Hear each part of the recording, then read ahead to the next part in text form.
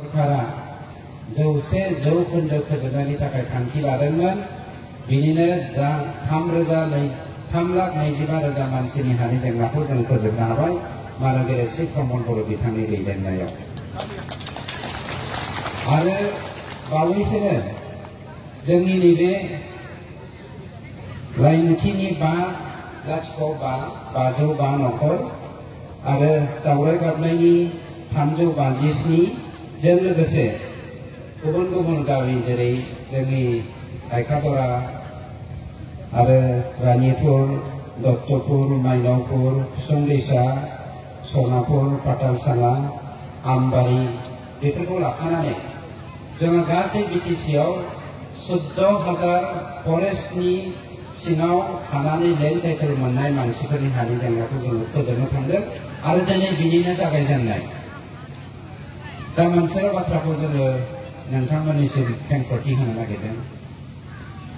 आं बेवहाय खोब गोसो मोदोम होनानै मावफानानै दङ। जोंनि नेशनेल पार्कनि सिमनानि खोलाहाजों थानाय गासैबो हानि जेंनाखौ जोङो फोजोबनो नागिरदों। जेरै हमनानै ला जोंना गोरबो बाजार आरो आयना बाजार जोङो लाइमुथि आरो दावराय गाबनायजोंनो जों बे हानि जेंनाखौ फोजोबनो नागिरदोंमोन। आं डिअ बिथां रेन्जार बिथांमोनखौ सावरायनायनि गेजेरजों जोंनि सरकारनि जानानै बिथोन होदोंमोन बिथांमोननि हानि जेंनाखौ फोजोबनांगौ होननानै। जेरावहाय जोंना भारत सरकारनि साफ्रोमबो मानसिया दैदेनगिरिया दङ, आफादाफोर दङ। जोंनो पार्टिनि जानानै बे जेंनाखौ फोजोबनो नागिरदोंमोन। दुखुनांथाव बाथ्राया जादों गोरबो बाजार आरो आयना बाजारनि हानि जेंनाखौ जोंनि अपोजिशननि माखासे थुनलायनायनि थाखाय बे हाखौ होनो हानायनि अबस्थासिम फैयाखै। आं दाबो नैबे जौसांनि गेजेरजों फोरमायथिनो नागिरदों गोरबो बाजार आरो आयना बाजारनि हानि जेंनाखौबो बहाय गाव दंफै सासे सानै आं नुदों। नोंथांमोना टेनसन जानो नाङा। नैबे आगष्टनि हयथ' 17 तारिखहालागै कड अफ कन्डाक्टआ जानो हागौ, मडेल कड अफ कन्डाक्टआ।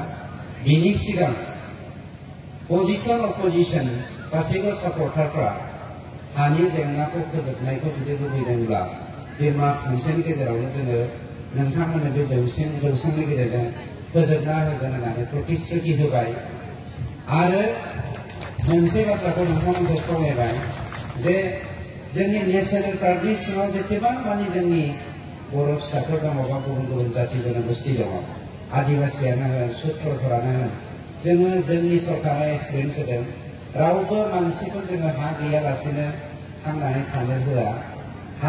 हानि मोनथायखौ होनानै जोङो जोंनि भारतीय गणतन्त्रनि गुदि मोनथायखौ होनो नागिरदों। नेशनेल पार्कनि सिङाव थानाय मानसिफ्राबो दिनैनि बे आगष्टनि 17 तारिखनि सिगांसिम सरकारजों थाफानानै जोङो सरकारनि होनाय हायावनो थानोसै होननानै ओंखारबोयोब्ला गोसो खुसियै जोङो बिथांमोननोबो हा होनो थाखाय रेडि।